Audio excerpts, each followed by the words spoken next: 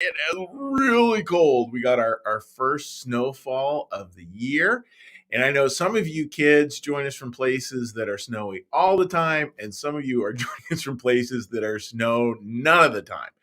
And we had our snow here in Philadelphia today. So it was fun this morning walking in a little bit of snow.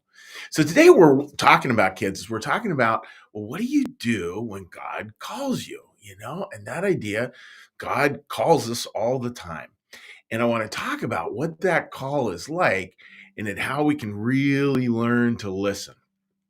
So, what we're going to do is we're going to tell a story, and the story is about somebody named Samuel. I don't know if there's any Sams or Samuels out there watching, but this is where that name comes from. So the first part of the story, kids, and you can just kind of think of it with me here is, Samuel's asleep. Hmm. And just think being asleep, and all of a sudden you wake up because you hear a voice. You hear a voice calling you. Like, wow, I wonder who that is. And he thought it was one person, but that person knew it was really God talking to him. So, kids, let's take a look at that story. This is the story of Samuel. A young boy named Samuel lived with a priest named Eli who taught him to love God with all his heart. Now, here's the picture of those two. There's Samuel right there, the little boy.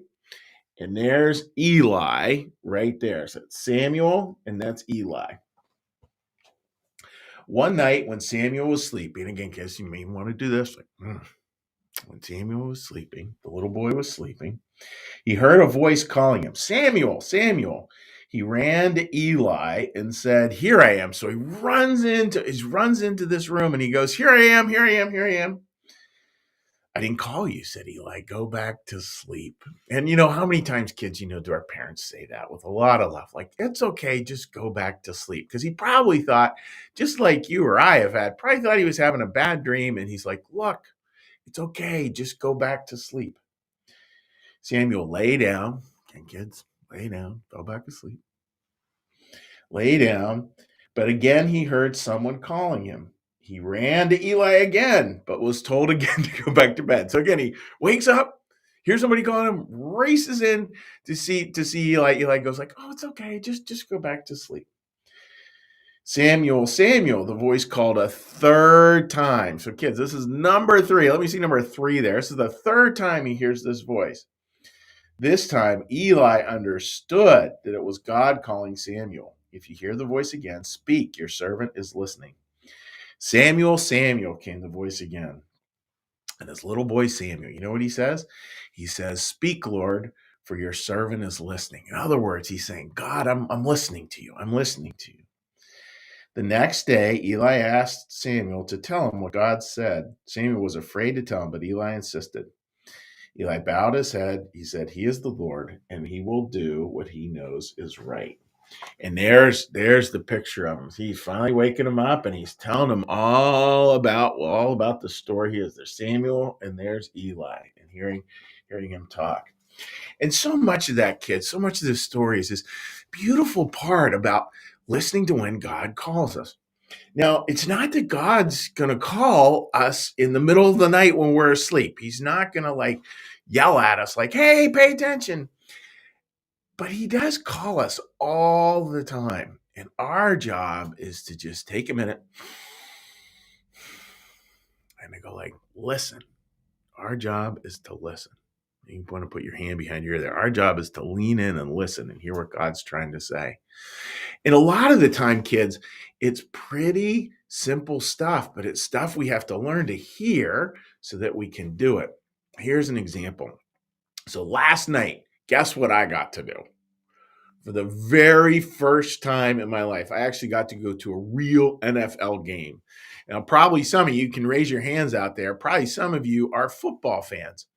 And I like watching football games, but I've only ever watched professional ones on TV. And I had a friend who said, Hey, would you go with me, Pastor Chuck? And I thought, sure, that'll be fun.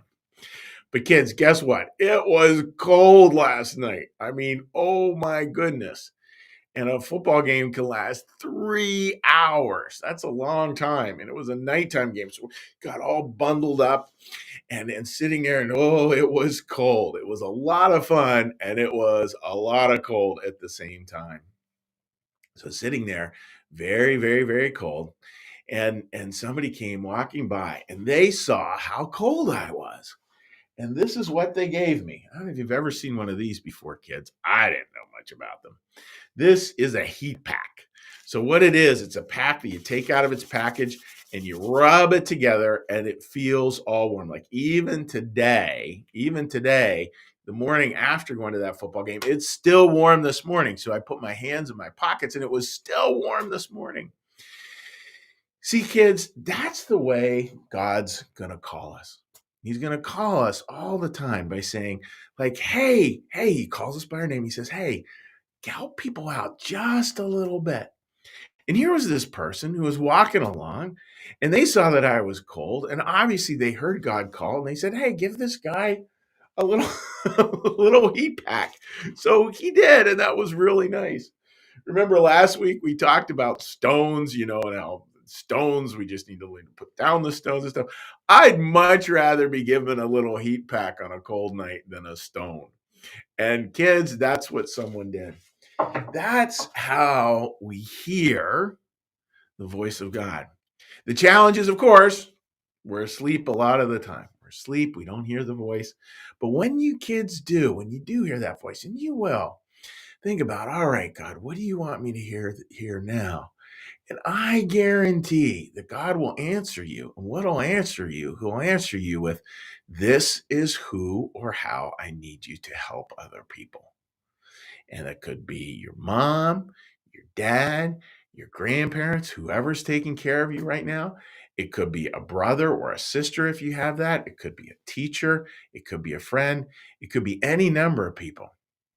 And our job is just to go like, okay, God, I'm listening for the ways you want me to help.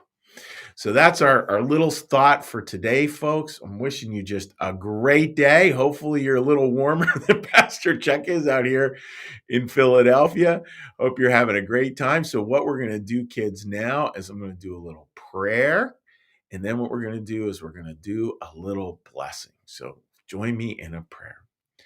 Our Father, who art in the heavens, hallowed be thy name. Thy kingdom come, thy will be done, as in heaven, so upon the earth. Give us this day our daily bread, and forgive us our debts, as we also forgive our debtors. And lead us not into temptation, but deliver us from evil. For thine is the kingdom, and the power, and the glory forever. Amen. May the Lord bless you and keep you. May the Lord make his face to shine upon you and be gracious unto you. May the Lord lift up his countenance upon you and bring you peace and bring you home. Amen. All right, kids, have a great week, and we will see you next week. Take care. Bye-bye.